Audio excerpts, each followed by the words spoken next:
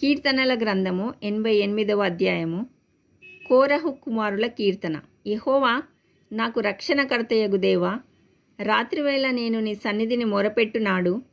నా ప్రార్థన నీ సన్నిధికి చేరునుగాక. నా మొరకు చెవియొగ్గుము. నేను ఆపదల్లో నిండి ఉన్నాను. నా ప్రాణము పాతాళమునకు సమీపించి ఉన్నది.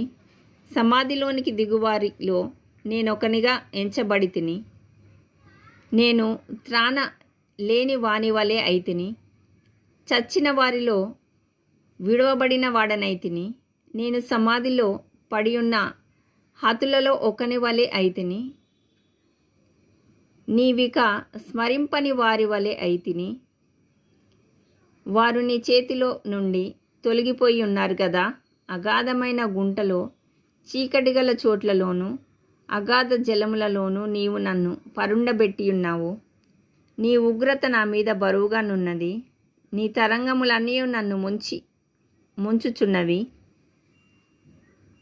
నా నెలవరులను నాకు దూరంగా నీవు ఉంచి ఉన్నావు. నీవు వారి దృష్టికి నన్ను హేయునిగా చేసి ఉన్నావు. వెలుపలికి రావల్ల గాకుండా నేను బంధింపబడి ఉన్నాను. బాధచేత నా కన్ను క్షీణించుచున్నది. యెహోవా, ప్రతిదినము నేను నీకు మొరపెట్టుచున్నాను. నీ వైపు నా చేతులు చాపుచున్నాను. మృతులకు నీవు అద్భుతములు చూపెదవా? ప్రేతలు లేచి నిన్ను స్తుతించెదరా? సమాధిలో నీ కృపను ఎవరైనా వివరింతురా? నాశన కూపంలో నీ విశ్వాస్యతను ఎవరైనా చెప్పుకొందురా? అంధకారంలో నీ అద్భుతములు తెలియనగునా? పాతాళంలో నీ నీతి తెలియనగునా? యెహోవా, నేను నీతోనే మనవి చేయుచున్నాను.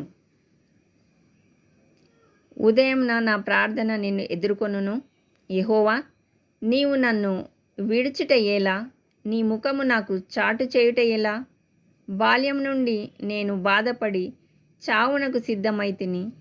నీవు పెట్టు భయము చేత నేను కలవరపడుచున్నాను. నీ కోపాగ్ని నా మీదికి పొర్లియున్నది.